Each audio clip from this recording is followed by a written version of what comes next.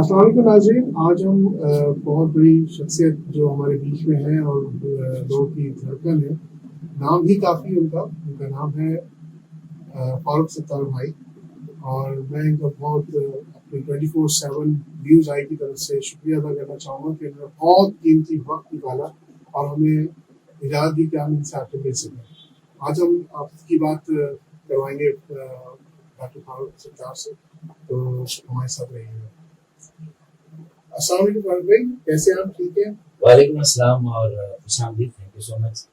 فاروق بھائی، میں آپ کا بہت بہت شکریہ ادا کروں گا کہ آپ نے بہت قیمتی وقت ہمیں دیا اور ہمیں اس قابل سمجھا کہ ہم آپ کے ساتھ بیٹھ کے کچھ تھوڑی سی اپنی عوام کو کچھ باتیں بتا سکیں۔ تو کیسا دن رہا آپ کا آج کا دن بڑا سخت تھا۔ صبح وینس چینل ہے اور میں اور میری وائف گئے تھے مارننگ شو میں، سابی کر کے ان کی ایک وہ ہے اینکر، اچھا پروگرام رہا۔ اس کے بعد 2 بجے مجھے پریس کانفرنس کرنی تھی اور میں نے بہت سخت پریس کانفرنس کی، اور جو وزیر اعلیٰ سندھ اور ان کی ٹیم نے جس متعصبانہ عمل اور جسے کہتے ہیں کہ بڑی رانہ اور ایک اس کا مظاہرہ کیا ہے خدا بن کے، کہ کراچی اور شہری سندھ کے جو حقوق تھے وہ کوٹا سسٹم کے ذریعے تو انہوں نے سلب کیے ہوئے تھے سالہ سال، اور کوٹا سسٹم آئینی طور پر ختم ہو گیا، لیکن غیر آئینی طور پر اب تک وہ کوٹا سسٹم جو ہے وہ نافذ العمل ہے، اور اس کوٹے میں بھی جو ہمارے بچوں کی نوکری کا حق بنتا ہے وہ بھی سکون نہیں مل رہا۔ تو ایک تو یہ ایشو تو ہے کہ مردم شماری میں ہمیں کم گنا جاتا ہے، جس کی وجہ سے کراچی میں جتنا بھی آبادی کا انفلکس ہو جائے لیکن کراچی کو موقع نہیں ملتا کہ اس کی صحیح آبادی شمار ہو اور اس کو اس کی نمائندگی پراپر ملے اور پھر اس کی فنڈنگ بھی اسی طرح پراپر ہو۔ تو کراچی کے حوالوں سے محدود تھا، تو اب اس پر یہ ہوا کہ جو 2013 کا بلدیاتی قانون ہے، کالا قانون، اس کے تحت سارے میونسپل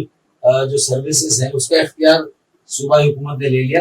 جو کہ آئین کے آرٹیکل 140A کی صریح نفی تھی۔ اچھا، اب یہ کالا قانون تو نافذ العمل تھا ہی، تو اسی میں ابھی مطلب جسے کہنا چاہیے کہ جلدی پر اور تیل چھڑکا گیا، اور جو سوشل ڈیولپمنٹ کے جو سوشل سیکٹر تھا، تعلیم اور صحت، عباسی شہید اسپتال، سوبراج میٹرنیٹی ہاسپٹل اور کراچی میڈیکل ڈینٹل کالج، جو پہلا ڈینٹل یا پہلا میڈیکل کالج ہے کسی بھی بلدیاتی ادارے کے تحت پاکستان میں، اسے بھی جو ہے وہ صوبائی حکومت کا ہتھیار لیا اور اپنی تحویل میں لے لیا ان اداروں کو، اور ابراہیم علی بھائی کے نام سے جتنے کے ایم سی کے اسکول تھے وہ بھی سارے لے دیے۔ تو اب صرف کے ایم سی کے پاس اپنا ایک نام بچا ہے۔ پہلے سالڈ ویسٹ مینجمنٹ کے نام پہ کچرا اٹھانے کا اختیار لے لیا تھا، پھر اس کے بعد واٹر اینڈ سیوریج بورڈ لے لیا، تو وہ نکاسی آب اور فراہمی آب کا اختیار اور سارے اس کا نظام لے لیا۔ پھر اس کے بعد بلڈنگ کنٹرول، کے بی سی اے تھا کراچی بلڈنگ کنٹرول، اس کو سندھ بلڈنگ کنٹرول اتھارٹی بنا کے اس میں اسے جو ہے وہ ہڑپ کر لیا۔ اسی طرح ماسٹر پلان لے لیا، تو ایک ایک کر کے سارے اختیارات پہلے لے لیے، ابھی 2 اختیارات بھی بچے تھے تو وہ بھی لے لیے۔ تو میں نے یہ مشورہ دیا کہ اور سالڈ ویسٹ مینجمنٹ، کچرا اٹھانے کا نظام سندھ سالڈ ویسٹ مینجمنٹ کے نام پہ لے لیا، تو اب کچرا بھی اگر نہ اٹھا سکے پی ایم سی یا ڈی ایم سی یا بلدیاتی ادارے، اور وہ بھی حکومت سندھ اٹھائے گی، تو پھر اسکول بھی وہ چلائے گی جو بلدیہ کے تھے، اسپتال بھی وہ چلائے گی، میڈیکل کالج بھی وہ چلائے گی، تو پھر اب کے ایم سی کا نام کیوں رہنے دیں؟ یہ ہمیں روزانہ قتل کرتے ہیں، ہم روزانہ جیتے ہیں پھر مرتے ہیں، تو ایک ساتھ قتل کر کے کے ایم سی کا نام چینج کر دیں، کے ایم سی ختم کر دیں، کراچی شہر کا نام بدل دیں اور اسے سندھیاچی کر دیں، کراچی شہر کو سندھیاچی کر دیں اور کے ایم سی کو سندھ میٹروپولیٹن کارپوریشن کر دیں۔ میرے خیال میں یہی اب کثر رہ گئی ہے۔ تو بہت سخت میں نے پریس کانفرنس کی اور میں نے Bilawal Bhutto chairman Peoples Party سے کہا دیکھیں یہ جو لسانی بل آیا تھا اور ممتاز علی بھٹو صاحب وزیر اعلیٰ تھے، ان کے زمانے میں جو نفرت کا بیج بویا گیا کوٹا سسٹم کی وجہ سے، یہاں کی میرٹ کا قتل ہوا اور اسی وجہ سے اے پی ایم ایس او بنی۔ اب ادھر یہ ایم کیو ایم بنی تھی، اس نے بہت سارے اچھے کام کی، کامیابی حاصل کی، لیکن غلطیاں کی، اس کے خلاف سازشیں ہوئی، تو ایم کیو ایم تقسیم ہو گئی، منتشر ہو گئی، اب گری ہوئی ہے زمین پر، اور اب آپ جب یہ سارے جو وہ کر دے نہیں ہے، یہ جو ایک ایک کر کے ہمارے اختیار، یہ کیا ہماری عزت نفس کو کچھوکنے لگا ہے۔ اور یہ سوال ذہن میں آ رہا ہے کہ پاکستان کیا ہم نے اس لیے بنایا تھا کہ ہم وہاں زندہ لاشیں ہوں گی, ہمیں بھوکے اور ننگے کہہ کے پکارا جائے, اور پھر جب ہم احتجاج کریں اس بل کے خلاف, کالا قانون اسے کالا ترین کیا گیا, سیاہ ترین کیا گیا, اور اب جو ہسپتال اور جو صحت کے محکمے اور تعلیم کے محکمے بھی لے لیے گئے, اور اس پر ہم احتجاج کریں تو پھر وزیر اعلیٰ بڑے تکبر اور غرور میں خدا بن کے یہ تقریر کرے کہ تم مائنورٹی میں مہاجروں کو یہ کہا جائے جو پاکستان بنانے والے ان کی موجودہ نسل ان سے زندہ رہنے کا بھی حق چھین لیتے ہیں کہ تم اقلیت ہو, کل بھی اقلیت تھے, آج بھی اقلیت ہو اور کل بھی اقلیت ہو کے تمہارے والدین نے, آباء و اجداد نے کیا ہوا اگر 20 لاکھ جانوں کا نذرانہ دیا, کیا ہوا انہوں نے پاکستان کی تحریک کو چلایا, اور یہ جو انہوں نے کیا وہ انہوں نے کیا, لیکن پاکستان میں تمہاری کوئی زمین نہیں ہے, تمہارا کوئی صوبہ نہیں ہے, اور تم یہاں پر ہو شہری سندھ میں, تو جس طرح وہاں جو کسان اور ہاری ہمارے کمی ہے, ہماری رعایا ہمارے غلام ہے, تو یہ کراچی بھی ہماری کالونی ہے اور تم بھی ہمارے ہاری ہو, کسان ہو, ہمارے کمی ہو, تو یہ میسج دیا جا رہا ہے. تو میں سمجھتا ہوں کہ یہ بہت خوفناک قدم اٹھایا ہے, بہت سندھ کو ڈیوائڈ کر دیا ہے. یہ سمجھ لیجیے کہ کوٹا سسٹم نے ڈیوائڈ کیا, لسانی بل نے ذوالفقار علی بھٹو کے زمانے میں ڈیوائڈ کیا, اور پھر اس کے بعد جب محترمہ بینظیر بھٹو شہید جن کے زمانے میں ماورا عدالت قتل ہوئے تھے, لیکن جب وہ بھی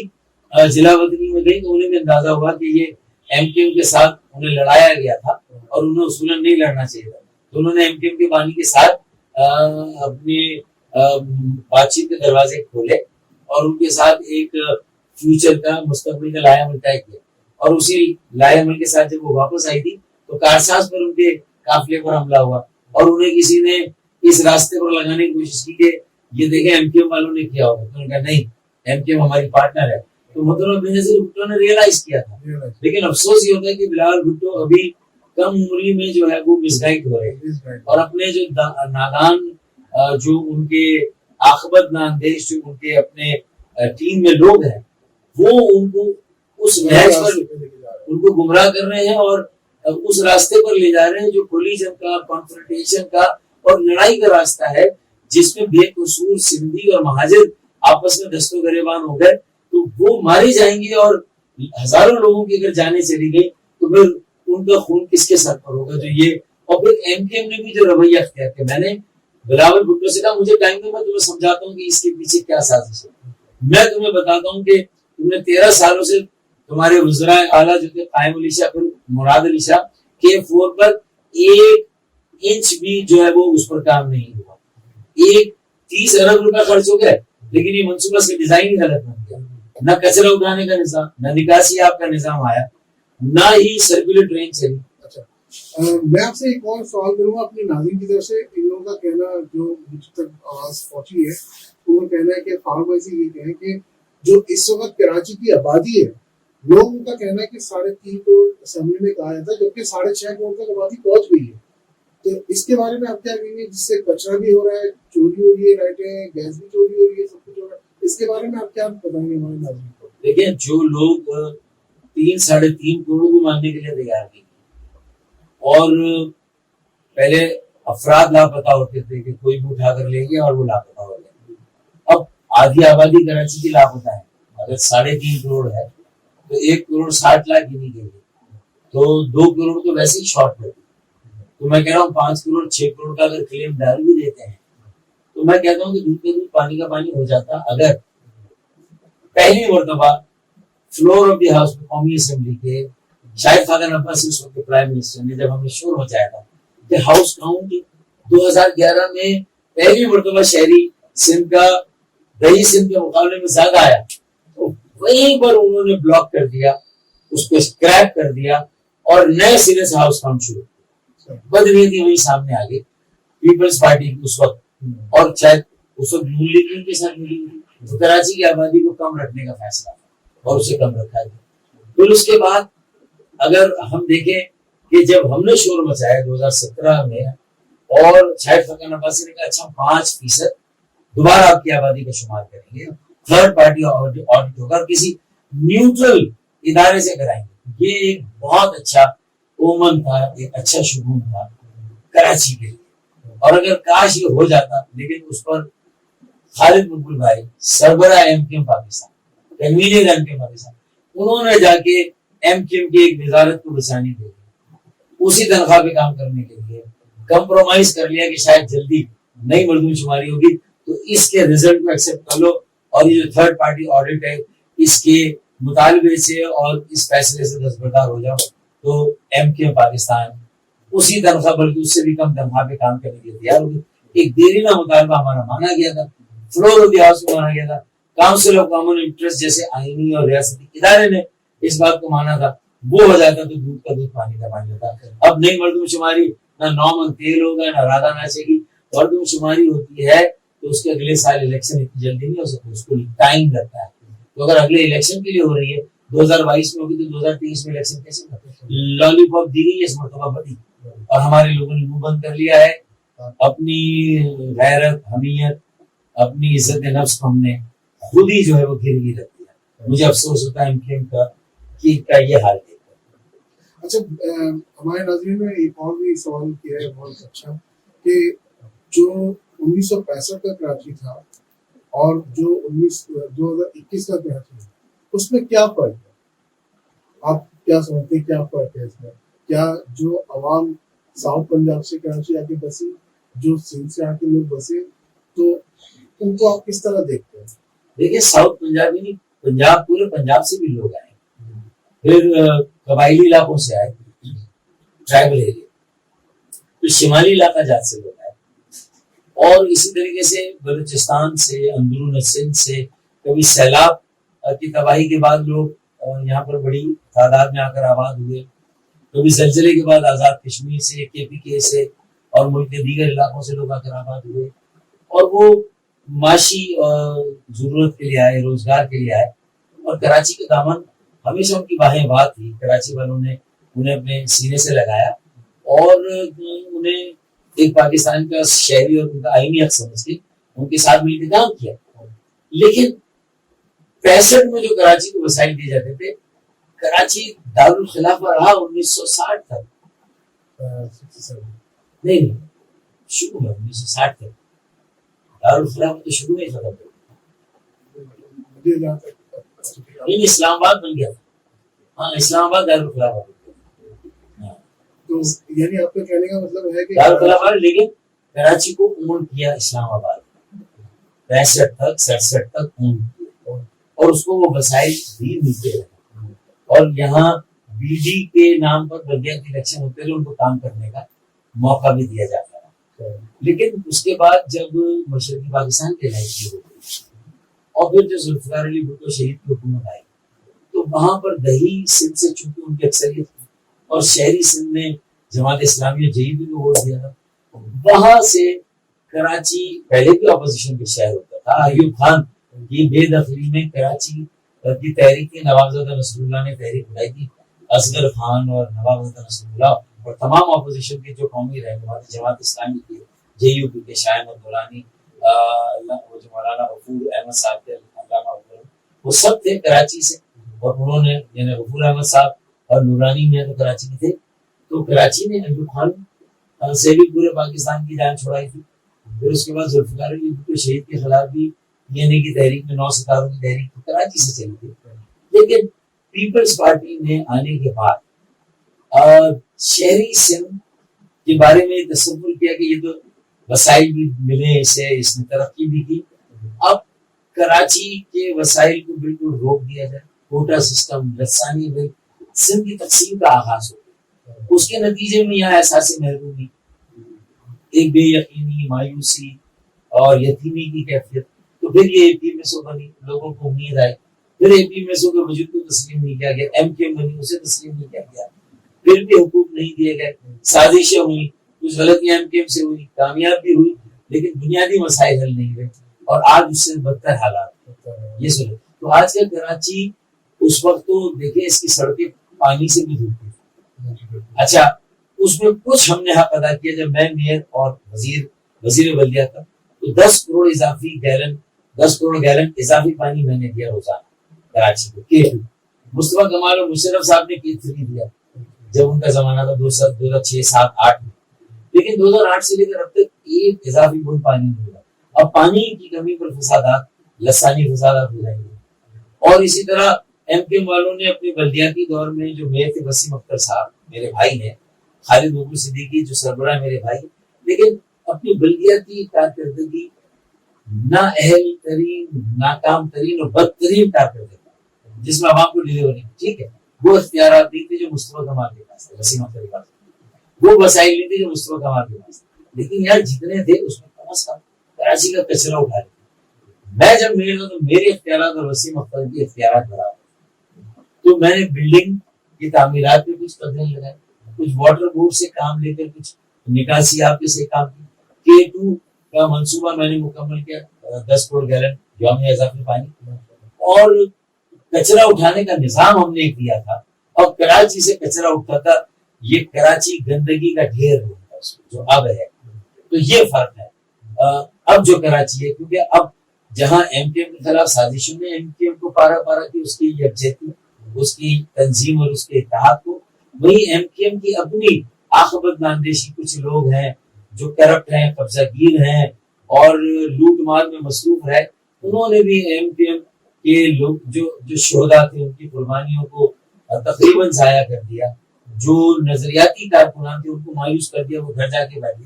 اور میرے جیسے سینئر ساتھی سے اپنا راستہ الگ کر لیا. تو میں سمجھتا ہوں کہ اس کے بعد اب جو بچی کچی ایم کیو ایم آج کہاں پر کھڑی، اس سے آپ بتا سکتے ہیں. یعنی میں نے جو آپ کی باتوں سے اخذ کیا ہے وہ یہ ہے کہ کراچی ایک ماں ہے جس نے پورے پاکستان کو اپنے اندر سمیٹ لیا، لیکن سمیٹنے کے بعد جو کرائم سے گزرے ہیں اپنا پاسٹ میں، ان لوگوں نے کراچی کے لیے کیا کیا؟ کچھ نہیں کیا. اور وہ اس کی وجہ سے جو آج ہماری جو عوام ہے، جو کراچی کی عوام جو فیس کر رہی ہے کچرے کو، پانی کو، گیس کو، وہ ساری چیزیں یہی ہے کہ ایک پاپولیشن 6.5 کروڑ کی ہے لیکن اسمبلی میں 3.5 تک بتاتے ہیں. یہی کہتے ہیں، میں کہہ رہا ہوں 3-3.5 تک بھی بتاتے ہیں، تو یہ بڑا احسان کرتے ہیں. اور 4,000 ارب کا ہم ٹیکس دیتے ہیں مرکز کو، 500 ارب کا ٹیکس ہم صوبے کو دیتے ہیں، 4,500 ارب، اور ہمیں ملتا کتنا ہے؟ 50 ارب. یعنی صوبائی حکومت کی طرف سے 10 ارب سالانہ اور 40 ارب وفاقی طرف سے. ابھی 50 ارب میں ممبئی میٹروپولیٹن کارپوریشن، ممبئی کی آبادی کراچی سے کم ہے لیکن ممبئی کو 650 ارب کا بجٹ ہے اور کراچی کو کتنا؟ 50 ارب. کہاں 50 کہاں 650. جب ہم 650 ارب مانگے، یہ چلے 450 ہی ہمیں دیتے کیونکہ ہم 4,500 دیتے ہیں تو 10% اس کا ہے. تو اس پر بھی کہ آپ انتہا پسندی کی بات کرتے ہیں، آپ بلیک میلنگ کرتے ہیں، آپ سلم کی تقسیم کی بات کرتے ہیں، آپ اللہ نہ کرے ملک کو کمزور کرنے اور ملک کو توڑنے کی بات کرتے ہیں. ہمارے سارے جائز مطالبات کو گویا کہ تعصب کی نگاہ سے دیکھ کر تعصب سے تعبیر کیا جاتا ہے کہ ہم تعصب کر رہے ہیں، جبکہ ہماری مطالبات اس تعصب اور اس نفرت اور جو ہماری بنیادی حقوق سلب کیے گئے، ہمارے وسائل سلب کیے گئے، ہم سے سارا ٹیکس لیا جاتا ہے، ہمیں ٹھیکا بھی نہیں دیا جاتا، اور اس پر ہم شور کریں تو ہمارا گلا اور گھونٹا جاتا ہے، ہماری آواز کو دبایا جاتا ہے. تو پھر ہم اگر یہ سوال کریں کہ پھر پاکستان ہمارے آباء و اجداد نے کیوں بنایا، تو ہم پہ تو غداری کا مقدمہ بنے گا. لیکن جب ہم نے اس کالے قانون کے خلاف اسمبلی میں ہم نے مطلب کراچی کی نمائندہ جماعتیں جیسی بھی میرا ان سے بھی اختلاف، پی ٹی آئی سے ایم کیو ایم جو بچی کچھ جب اٹھایا تو مراد علی شاہ نے جس زوم میں یہ کہا کہ تم کل بھی اقلیت تھے، آج بھی اقلیت ہو اور کل بھی اقلیت رہو گے، اور اکثریت کا حق ہے فیصلہ کرنے کا، ہم فیصلے کرو گے تم فیصلے نہیں کرو گے. اس کا مطلب تمہیں لوگ ووٹ دیں، تمہاری سیٹیں بھی نکلے، لیکن سیاسی اعتبار سے، عددی اعتبار سے تم نمبر 2 پارٹی ہو، تم پیپلز پارٹی سے تمہارا وزن اور قد چھوٹا ہے. تو اس کا مطلب ہے کہ صوبے میں سیاہ اور سفید کے مالک صرف پیپلز پارٹی ہے، اور تمہاری رائے کی اہمیت نہیں، تمہارے مشورے کی اہمیت نہیں، اور تم بھی ہمارے ہاریوں اور کسانوں کی طرح میں کمی ہو، کیڑے مکوڑے ہو. جو ذوالفقار مرزا نے کہا تھا اس کے بیان کی یاد تازہ کر دی کہ اس نے کہا تھا بھوکے ننگے مہاجر. تو آپ نے بھی یہی کہا کہ تم اقلیت ہو، کل بھی تھے، آج بھی اور آئندہ بھی، اور پھر الٹا ہرا کر مرکز کو یہ کہا کہ ہم پاکستان کا حصہ ہی نہیں ہے، ہمیں بتا دیں اگر ہم نہیں ہے تو پھر ہمیں بتائیں، پھر ہم بھی اپنا کوئی الگ یہ بات کی تو یہ پاکستان مخالف بات ہے. اگر ہم میں سے کوئی یہ بات کرے گا تو اس کے اوپر फौरन ले रही होगी, लेकिन मुराद अली शाह ने ये बात की और मुराद अली शाह पर कोई ऐसी बात नहीं हुई। अच्छा, एक सवाल मैं अपनी जैसे कहूँगा कि फॉरन मैंने दुनिया घूमी है और दुनिया के बहुत से ममालिकों ने अगर कोई कैपिटल को चेंज किया है, एग्जाम्पल जैसे मराकश का रबत कर दिया, तो उसको अकेला नहीं छोड़ा। तो आपकी नज़र में जब कराची को इन्होंने कैपिटल से हटा कर इस्लामाबाद किया, तो कराची को सुबह क्यों नहीं बनाया, या उसको वो अख्तियार क्यों नहीं दिए जो उसको देने चाहिए थे, क्योंकि वो कैपिटल था। हालांकि कायद का तो ये शहर था ना, तो फिर उसके बारे में आप क्या कहते हैं? कराची को कैपिटल ही रहने देते और कहते हैं ये हमारे रेवेन्यू का तरक्की का इंजन है, मईशत का हब है, तो इसको फाइनेंशियल कैपिटल का दर्जा देके मरकजी के साथ रखते। इस्लामाबाद पॉलिटिकल कैपिटल होता है, पार्लियामान वहां बन जाती है, लेकिन मेजोरिटी कस्टम्स है, बंदरगाह यहाँ पर है, बैन अवी हवाई अड्डा सबसे बड़ा वो भी आज तक कराची ही था। आज भी अगर हवाई तिजारत होती तो सबसे ज्यादा कराची के रास्ते से, समंदरी तिजारत जो होती है, माल आता है माल जाता है कराची के रास्ते से। गवादर के बनने में सियासी रुकावटें हैं, बैन अवी सियासी रुकावटें हैं, बहुत सारी। तो कराची अगर एक आपका वाली वारिस है, माई बाप है, माँ है, कराची चलता है तो पाकिस्तान चलता है। 70% का टैक्स मरकज को 4000 अरब रुपए और सूबे को 90% का यानी 500 अरब का टैक्स देता है। और उसके बाद भी कराची का कोटा सिस्टम में रोजगार भी आप उसको उस चक्की में पीस दे। महंगाई बेरोजगारी पूरे मुल्क में है, लेकिन कराची में मजीद कोई कीमतों पर कोई कंट्रोल नहीं, तो यहाँ और ज्यादा महंगी चीजें बिकती हैं। हर इलाके में अलग कीमतें हैं, उसमें कोई हुकूमत की तवज्जो नहीं है। तो ये डिक्लेयर किया जा रहा है कि कराची ही शायद पाकिस्तान का हिस्सा नहीं, या कराची पर पाकिस्तान के आईन और कानून का इख्तिलाफ नहीं होता। तो भाई जिस तरह मुराद अली शाह ने मरकज से ये सवाल कि हम पाकिस्तान का हिस्सा है या नहीं, तो मैं मुराद अली शाह से पूछता हूँ कि भाई हम पाकिस्तान और सिंध का हिस्सा है या नहीं है, तो फिर पाकिस्तान और सिंध की मजमूई कवानीन का इत्तलाक हम पर क्यों नहीं होता? बाकी लोगों को आप हर तरह से नवाजते हैं, उनके हकूक का ख्याल रखते हैं, हमें जिंदा रहने का हक नहीं देते। ले दे के बल्दिया में ये बचा था वो भी हमसे आपके छीनते। ये है मसाइल। और अगर ये अब अगर होश के नाखून ना ले पीपल्स पार्टी की जो कयादत है उसमें, तो मैं समझता हूँ कि फिर जो लावा पकड़ा जब ये फटेगा तो सब ठाट पड़ा रह जाएगा। जब लाट चलेगा बंजारा खसो खाशा की तरह, इनके सारे महलों को, इनके सारे हाउसेस को वो बहा कर ले जाएगा। लोगों में इतना गम गुस्सा है, कब तक वो जराइम की तरफ जाएंगे बेरोजगारी से मार खा के, कब तक वो पानी के लिए तरसेंगे और आपस में जो है वो लड़ेंगे और लड़ मरेंगे पानी के लिए। फिर वो गरेबान तुम्हारी भी पड़ेंगे, फिर वो तुम तक भी पहुंचेंगे, उनकी आए आसमान तक जाएंगे, उनके हाथ तुम्हारे गरेबानों तक जाएंगे। तो ये भी होगा। तो उस वक्त से बचो जब हालात उस नहज को पहुंचे, तो फिर किसी के बस में नहीं होगा, कोई कंट्रोल नहीं कर सकेगा। अच्छा, हमारे नाज़रीनों का एक और सवाल है, जो इस वक्त के हालात इस वक्त कराची में चल रहे हैं, जहाँ पे सुबह से यानी दोपहर के 11 बजे से काम शुरू होता है, दोपहर चलता है, क्योंकि रात के 2 बजे तक चलता रहता है।